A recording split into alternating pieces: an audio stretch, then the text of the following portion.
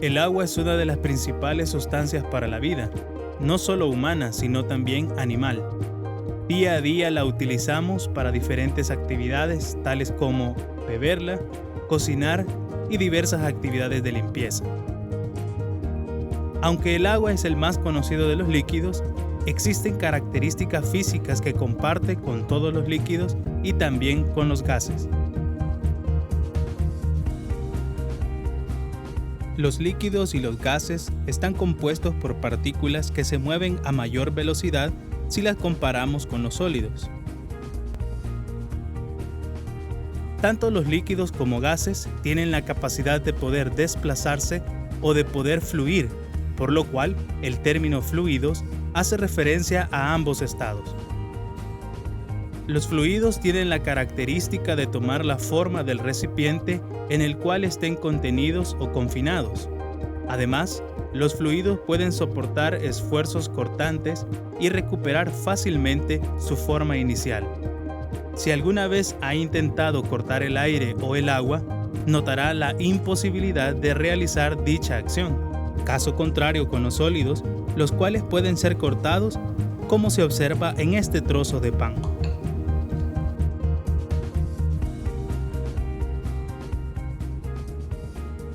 En este video se abordarán los conceptos de presión, densidad, caudal y los principios de Pascal, Arquímedes y Bernoulli.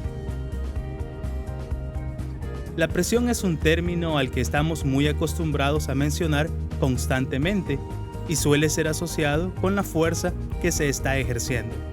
Si bien es cierto, la presión y la fuerza están relacionadas, aún hace falta otro factor a tomar en cuenta. Ese factor es el área o superficie de contacto donde se está ejerciendo la fuerza.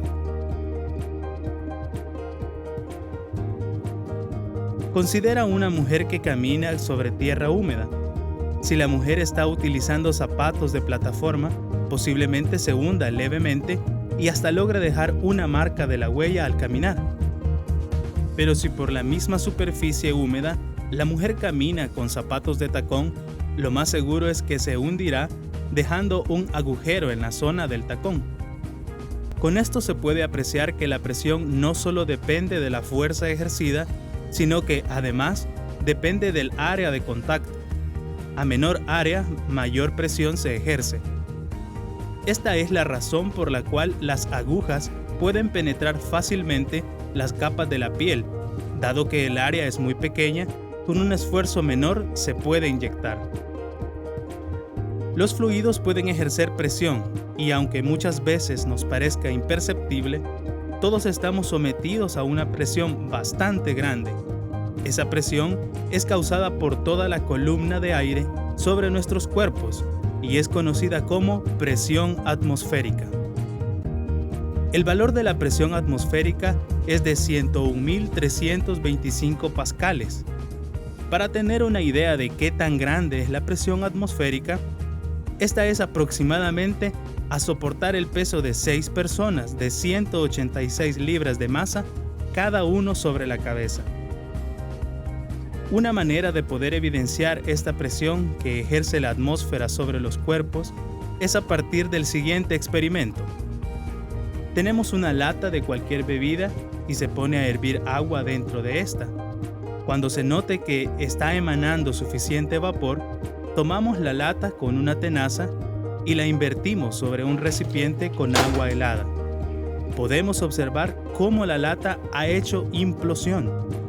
Cuando calentamos el agua dentro de la lata, las moléculas de vapor se movían con mayor velocidad y tienden a distanciarse como consecuencia del aumento en la temperatura. Cuando las moléculas se encuentran separadas, la presión del gas disminuye y cuando éste se coloca cerca de una región con agua helada, se genera una diferencia de presión que provoca que la lata se aplaste.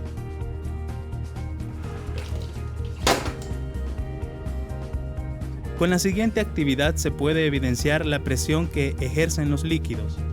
En este sistema que se ha diseñado a partir de un embudo, una vejiga y una manguera transparente, se observa que a medida vamos sumergiendo el extremo con el embudo, el nivel de agua en el otro extremo empieza a subir, por lo cual podemos inferir rápidamente una relación directa entre la presión de un líquido y la profundidad. A mayor profundidad, mayor presión. Algunas de las aplicaciones más utilizadas con los fluidos surgen a partir del principio de Pascal, el cual establece que si cumplimos con determinadas condiciones, la presión que ejercemos en un líquido se va a extender por igual a través de todas las paredes donde el líquido está confinado.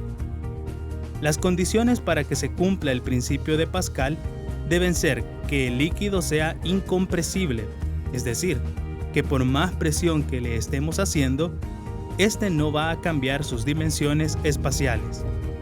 La mayoría de los líquidos cumplen con esta característica, pero se debe de tener el cuidado al momento de construir un dispositivo que se base en el principio de Pascal en que no queden burbujas de aire, ya que el aire sí se puede comprimir y dificultaría la efectividad del dispositivo.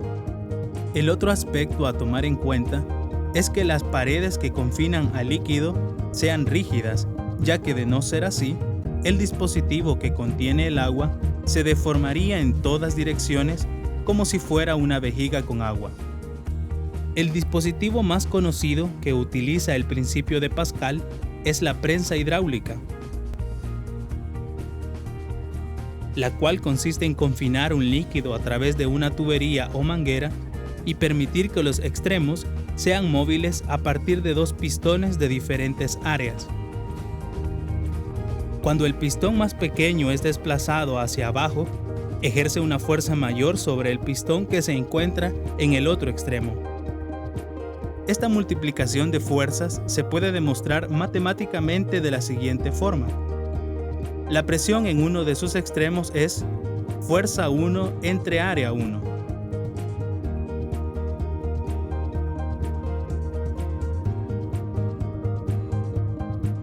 En el otro extremo la presión es fuerza 2 entre área 2.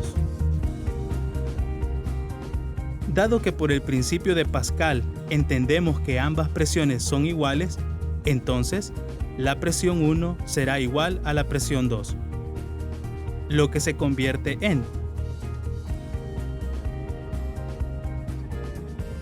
despejando la fuerza 2 obtenemos.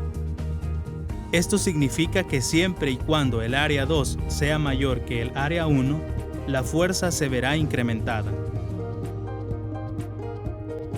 Hasta el momento hemos definido un fluido como líquidos y gases, pero existe una magnitud física que es común entre líquidos, sólidos y gases. Esta magnitud es la densidad. Al tener diferentes objetos que poseen igual tamaño y forma, nuestro cerebro interpreta que todos tienen la misma masa y por ende el mismo peso. Sin embargo, al medir las masas de cada objeto, se percibe que sus masas son diferentes y dependiendo del material del que están hechas, así es la masa que poseen. La densidad nos proporciona una medida de la cantidad de materia que se puede almacenar en un espacio determinado, o en pocas palabras, nos genera una idea de cuánto material cabe en un mismo espacio.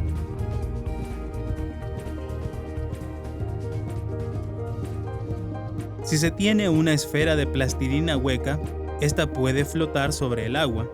Entonces se dice que toda la materia, tanto la plastilina como el aire encerrado, son menos densos que el agua. Pero si empezamos a llenar con agua la esfera de plastilina, poco a poco la esfera comienza a hundirse. En este caso, la densidad que en promedio hacen la plastilina con el agua es mayor que el agua que lo rodea y por lo tanto se hunde. Otra magnitud física muy útil en fluidos, sobre todo en líquidos, es el caudal. El caudal nos proporciona una idea de la cantidad de líquido que está viajando en una región en particular. Esto se evidencia frecuentemente con el uso de las mangueras. Cuando uno sostiene la manguera sin obstruir la salida de agua, se observa que se describe una parábola en su salida, pero con un alcance muy corto. Sin embargo, al colocar los dedos, en la salida, se reduce el área por el cual puede salir el agua. En ambos casos, el caudal es el mismo, pues la misma cantidad de agua se está desalojando.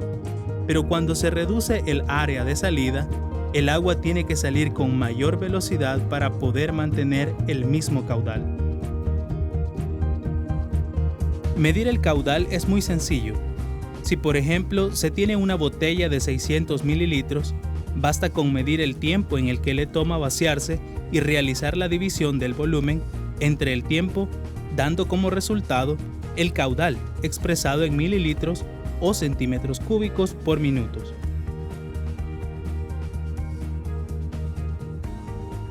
En este caso, tomó 2 minutos el vaciar los 600 mililitros. Por lo tanto, el caudal es de 300 mililitros por minuto.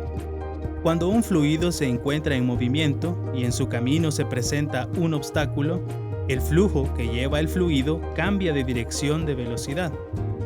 Cuando la velocidad de un fluido cambia, también lo hace la presión, y por tanto, tenemos una relación entre velocidad y presión. A esta relación se le conoce como principio de Bernoulli, y establece que en las zonas de mayor velocidad de un fluido, la presión baja. Los vehículos se rigen bajo este principio. Las alas de las aves y los aviones también. El efecto de curva que llevan los balones en el fútbol y en el béisbol también funcionan bajo este principio. Por ejemplo, las alas del avión están diseñadas para que la presión en la parte inferior sea mayor que en la parte superior y así poder alzar el vuelo. Para entender el principio de mejor manera, podemos realizar la siguiente actividad.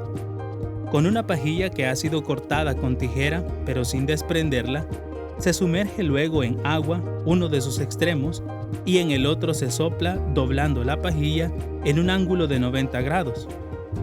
Se puede notar que el nivel de agua sube cuando soplamos, y esto se debe a que en la parte superior, al tener mayor velocidad en el aire, se genera una disminución en la presión, provocando una diferencia de presión. El agua se va desde la zona de mayor presión hacia la de menor presión.